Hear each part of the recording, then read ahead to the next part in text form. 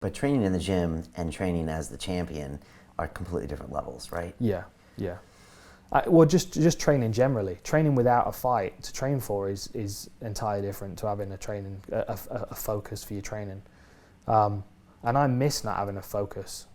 But at the same time, I've come to enjoy the daily process of wake up and what do I feel like doing today? You know, what wasn't working yesterday in the gym and how can I make that better today? Whereas when you're in training camp, you don't always have that freedom. So although he's further away from combat than he ever has been, he's probably closer to martial arts than he has been in a long time. And that's probably what's keeping him motivated to be in the gym, because he's back learning again, and there's no rush, there's no pressure. Yeah, I agree. I would be okay to see him fight again, but I don't need to see him fight. I feel like he did so much, and he was just himself as an entity. I'm not one of the people that just wants to ask him all the time when he's coming back. It doesn't feel like he is. And also, he's been out, year and a half now? Yeah. It just seems like we wouldn't get the George we knew back again. And then why are we doing it? And it's amazing how time moves on, doesn't it?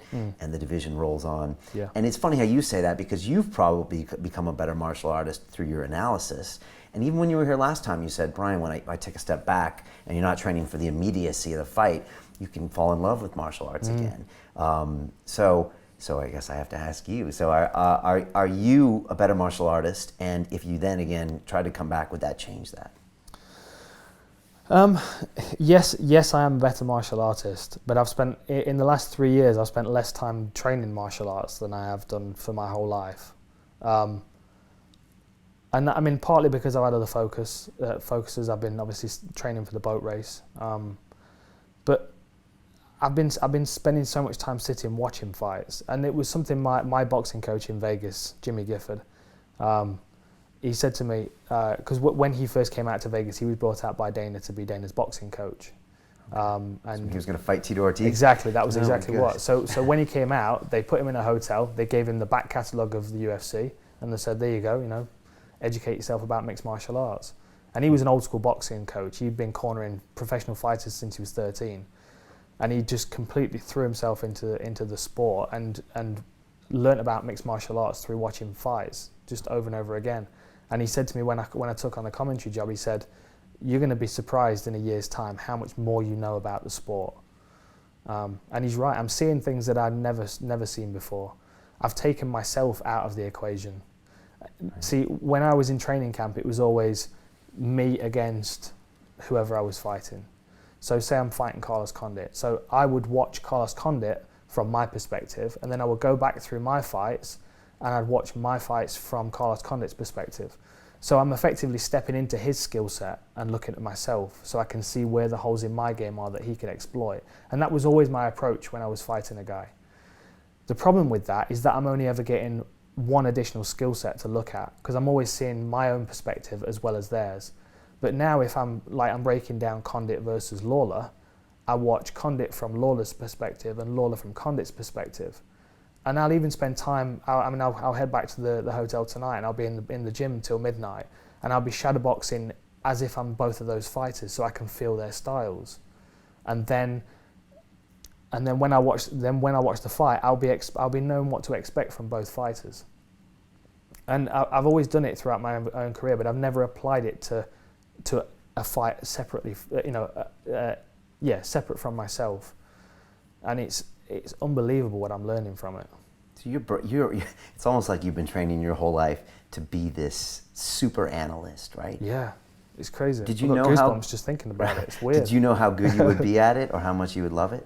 No, I still don't think I'm showing what I'm capable of. I mean, these videos that we're doing, we've been doing the breakdowns for Unibet, and we've also done a show called UFC Breakdown.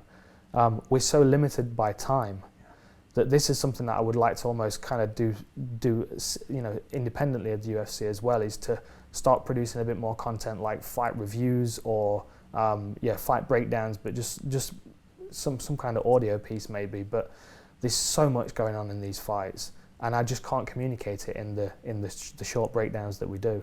Yeah, the problem with television, obviously, is it's for usually short attention spans, a very general audience. But I was watching your fight breakdown of Conor McGregor, which we'll get into, but I didn't notice so many things about Conor until I saw your breakdown of him. And a lot of the things that you were saying, you know, he's doing these tells and that uppercut and then that big kind of overhand left that he throws when the fighter's actually moving away from him. And like all of these things that I hadn't actually given Conor that much credit for some of the real technical things. And he's always saying that I see sequences and stuff. And I was like, wow. After I saw your breakdown, I was like, maybe he does see sequences. But yeah, I think there's a real need for that. But that doesn't exist in America, that kind of a detailed analysis. Is that something that you think the Europeans like more?